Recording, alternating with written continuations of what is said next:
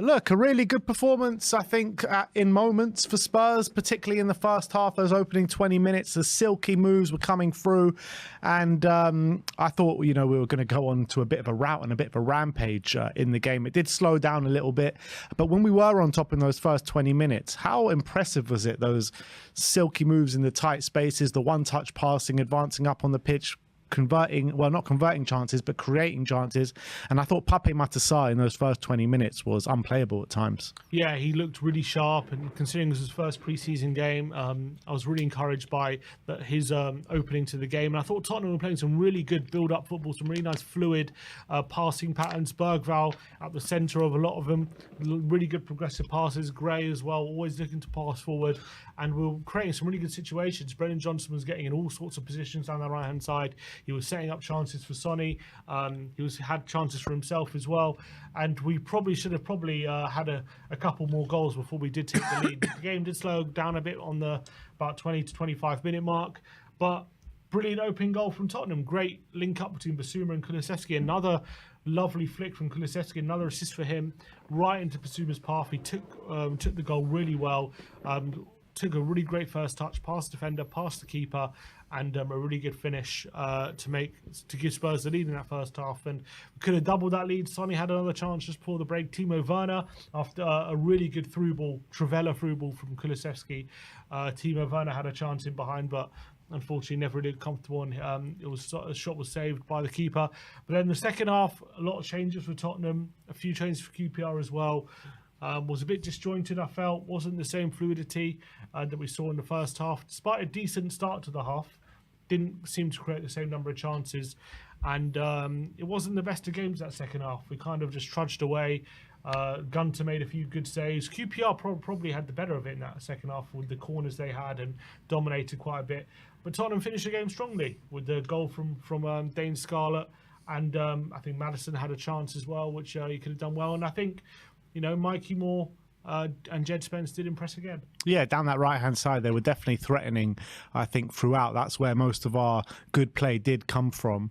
I was, again, a bit disappointed with Manor Solomon out on that left-hand side, as I was in the first game against Hearts.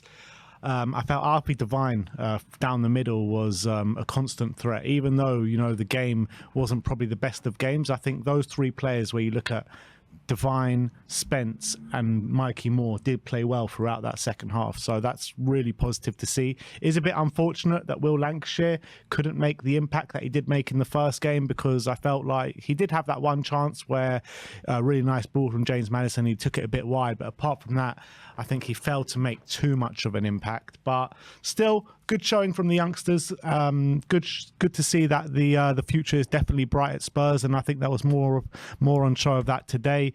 Wasn't maybe the game that we all expected, and maybe after the first 20 minutes everyone was expecting a lot of goals in it, but still good to keep the wins coming. 2-0. The under-21s won 2-0 as well today, so back-to-back wins in pre-season. It sets up to go on the tour quite nicely, doesn't it?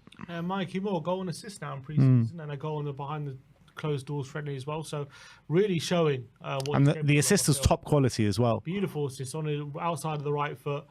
Just watching it back here, kind of involved in the move as well, so really good stuff from Mikey Moore. I think he impressed yet again on our right hand side, and considering he's only 16, I think it was really impressive how he was involved in the goal, and he was kind of a nuisance down the right hand side for a lot of it. I think Spence impressed again as well. Not maybe as much as the last game, but still getting involved in the forward play, really good defensive play as well, trying really hard, you can see that. But Devine, I think, definitely deserves his flowers. He was so impressive in that second half, controlling the middle of the park, good range of passing as well. And I'd be really interested to see if he's involved in the pre-season tour and on the plane, because I think he's had a really good couple of games. I think he has to be. When you're looking at what we need in the squad, he would just save us so much money. We spoke about it a lot after the last game. To pack it up with maybe not as a strong a performance as he had in the first game, but still a strong and equal and an impressive performance. So I think you got to reward him for what he's doing, and I think we got. I'm not saying keep him for next season, but definitely take him on the tour, see what he's about. And the window's open till the end of August, till the end of August. So there's time, isn't there? So he definitely deserves, and he's putting himself in the reckoning right now. And I think that you saw the reaction from the Spurs fans every time he was doing something right. The Spurs fans were giving him his cheers and his everything like that. So it's great to see. It's great to see when a player's been out in the cold for so long and they come back with an attitude like that and put in performance like that and show quality as well. And that's exactly what we want. Yeah, definitely. So, look, good couple of games. So really looking forward to the tour now. I'm not sure what players have been involved so far. Who haven't been involved. Who will be involved in the tour? Dragoshin. Ben Davis, Dragoshin, obviously Mickey van der Ven, hopefully, and there's one more from Europe that's going to be coming back. The name slips my mind. No, not Højbjerg. Will Højbjerg be involved? I don't know. It depends. I mean, if he's not sold, then you would think he would be, wouldn't he?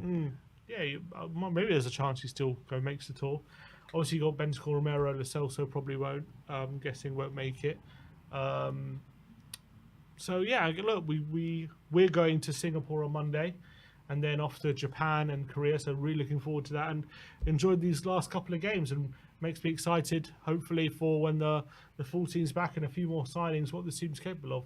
Yeah, it's going to be interesting to see. Like we spoke about the balancing act after the last game about which youth players are going to stay, which youth players are going to go out on loan. Are any of them even going to be sold? Like you look at Iago Santiago, 21 years of age, didn't get on the pitch in the last game, back down to the under-21s in this game. It's going to be interesting to see what Ange Postecoglou does with them, because you've got players like Alfie Devine, who I think needs to be playing consistent football week in, week out. Is he going to be doing that at Tottenham in this coming season? I'm not too sure. Is there a space for him with the amount of midfielders that we do have? So I get the feeling that maybe the midfield players that we have, Tyrese Hall, Alfie Devine, potentially Jamie Donnelly, will be going out on loan. But maybe the players in the front line, you've got a decision to make, because you've got Valise, Scarlett and Lancashire. Probably one of them stays with the first team next season. And then Mikey Moore, I think, has to stay with the first team next season. When you're looking at our front line, Mikey Moore has been more impressive than probably any of the current proper first string players. Maybe bar Brennan Johnson, in that game, didn't he? Yeah, 100%. And he's shown more than Timo Werner, in my opinion, as well. So, I mean, definitely a case that we should keep him around and see what he can offer. But big decisions for Ange Postecoglou to make, and I think it's good decisions. It's positive, because the fact they've been so good in this pre-season and really shone gives him a difficult decision to make. But I think whatever happens, they've all got bright futures, and I'm really looking forward to how they develop under him. Yeah, the only unfortunate thing today was Lucas Bergvall going off injured in the halfway through the first half.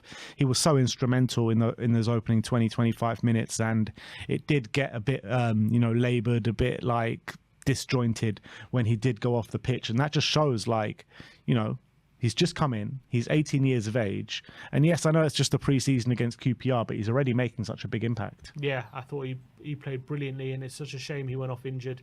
And hopefully it's nothing serious, because he looked such a bright spark, literally knitting the play together already. And already he's a player people are looking to find, and they're looking to get on the ball as much as possible. So really positive cameo from him, and it's a shame he went off injured.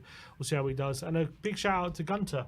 Second half, young keeper, made a brilliant save from Dykes, and I thought looked commanding throughout that second half. He had to deal with a lot of corners as well, and he did it really, really well. Looks like a big lad, doesn't he? Luca Gunter, really commanding from the crosses. He was taking the ball so well, and catching it with ease at times, even when he looked under pressure. So very impressive keeper. Brandon Austin I was impressed with as well. But we move on. A 2-0 win against QPR. We got Vissel Kobe next in Japan. So we'll see how we get on there in a week's time. So no Ange Ball for a whole week. I don't know how you're all going to contain yourselves, or what you're going to do for the next week with no Ange Ball. But watch our vlogs. Watch our vlogs from the Far East, that's for sure. But thank you, everyone. The numbers were so strong from you once again. Like, subscribe and comment. And as always, come on, you Spurs.